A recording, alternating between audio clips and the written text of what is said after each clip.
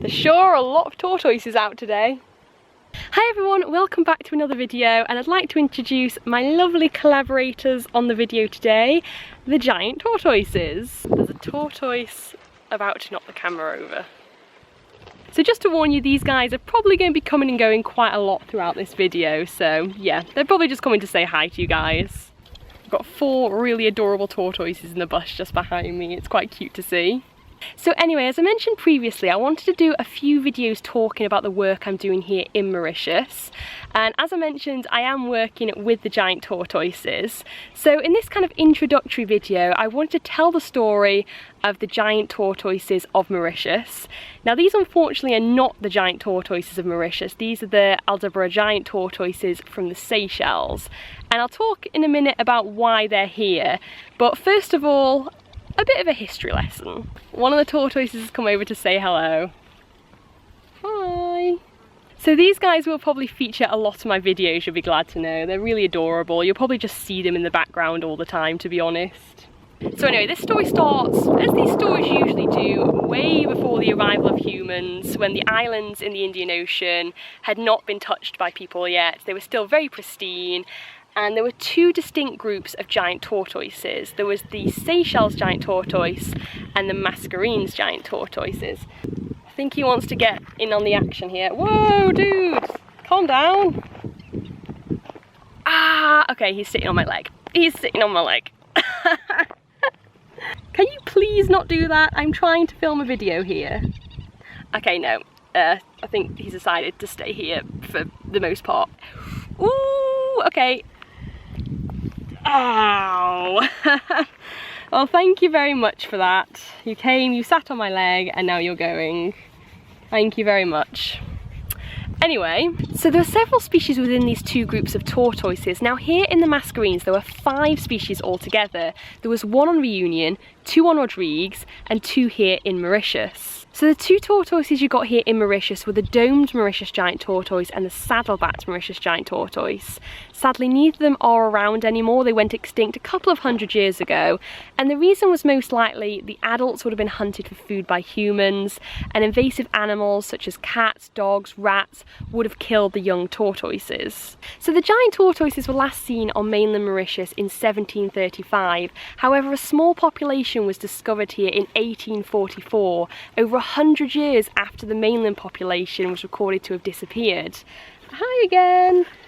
I think the same tortoise is back that sat on my leg before, so... Hello, do you want to have another go? No, you're not going to sit on my leg this time. I really hope so. This is my favourite tortoise, by the way. She always comes over to say hello. I think I called him a he before, I meant to say she. This is Joanna, my favourite tortoise.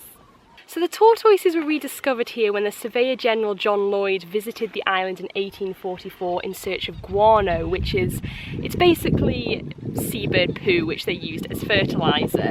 And while I was here he got stuck for a few days and, please don't destroy my camera. Oh, he's looking at my phone now. Oh, he's on my leg again. Sorry. No, don't destroy the camera! She gets a little overexcited. I feel like this is going to be a regular interruption in this video. Come on, girl. Oh, I'm going to have to... Okay, now hopefully she'll stay over there so she won't destroy the camera anymore. So yes, John Lloyd visited the island in 1844, and while they were stuck here for a few days because of a cyclone, he managed to document quite a few species he found here, and one of which was the giant tortoise. No, now she's coming after me again. Come on!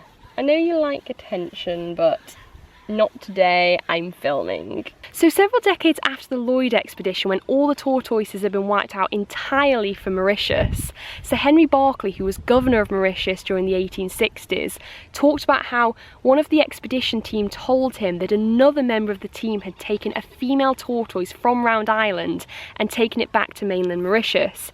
From there, he then divided the young of that tortoise up among a lot of his acquaintances.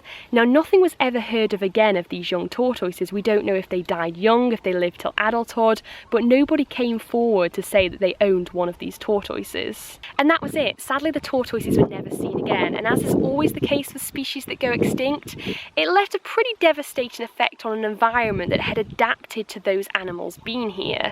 And these two species of tortoise filled two very important roles within the ecosystem. The domed tortoise grazed on grass, fallen leaves, fallen fruit, while the saddleback tortoise, whose, as the name suggests, the shell was shaped more like a saddle so it curved upwards at the end, was able to reach up and browse on low-hanging leaves and branches. And Mauritius was reported to have one of the highest densities of tortoise in the world. Some old reports even said that, particularly on Round Island, it was almost as if the whole island itself was moving because there were so many tortoises at one point on the slopes here.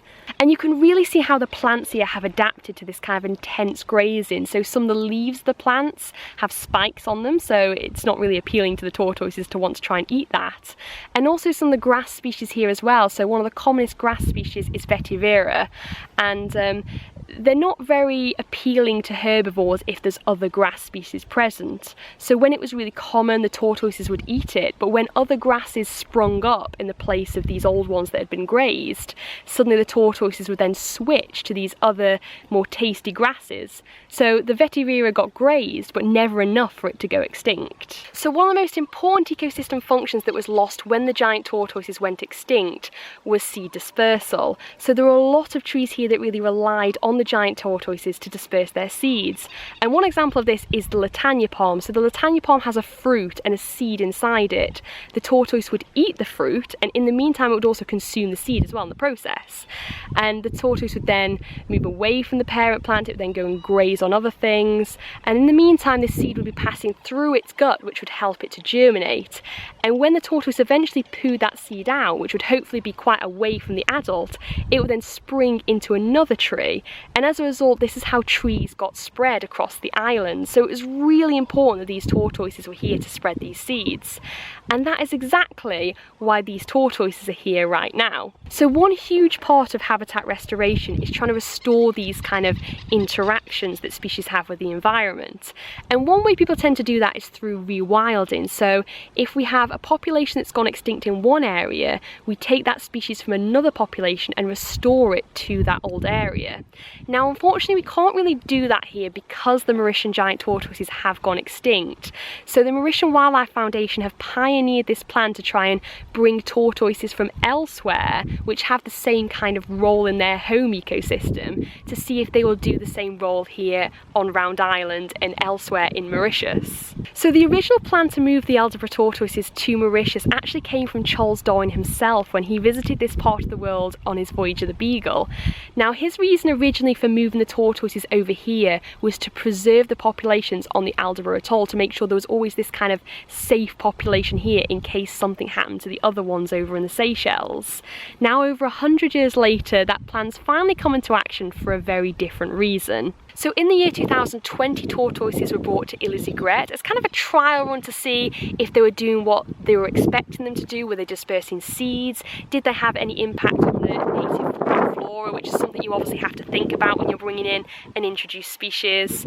And thankfully the trial went really, really well. They did what they were expecting them to do. And so eventually in 2007, Aldabra tortoises were brought here to Round Island. And now, more than 10 years later, from that original population of 12 tortoises that were brought here, there are now over 600 here on Round Island, which is absolutely amazing.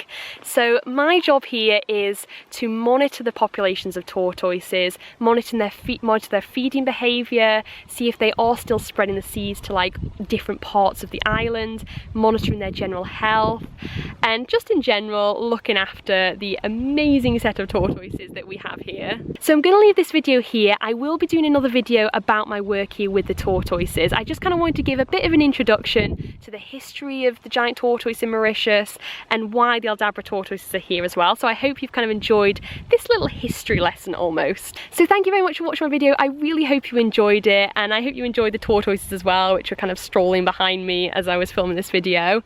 If you're not already, make sure you do subscribe to my channel and hit that notification button so you never miss an episode. And with that, I will see you on my next adventure.